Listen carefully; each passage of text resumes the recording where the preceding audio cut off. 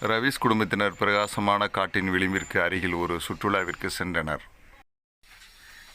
ஆனியா பட்டாம்பூச்சிகள் வெளியே வருவதைக் கண்டு ரவியை சத்தமாக அழைக்கிறாள்.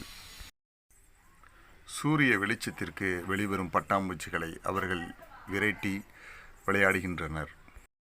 திரும்பி செல்ல வழி கண்டுபிடித்தரலாம் என்று அனனியா ரவிக்கு ஆறுதல் சொல்கிறாள். பகல் குறைந்து காடு கொஞ்சம் கொஞ்சமாக இருட்டாக ஆரம்பிக்கிறது. ஒரு மென்மையான ஆந்தை ஒன்று மரக்கிளையிலிருந்து இறங்கி வருகிறது. ஆந்தையை பார்த்தவுடன் ரவி அனனியா பின்னால் ஒளிந்து கொள்கிறான்.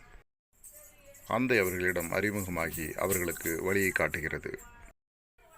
மரக்கிளைகளையும் ஓடைகளையும் நிலா வெளிச்சத்தில் இருவரும் கடந்து செல்கின்றனர்.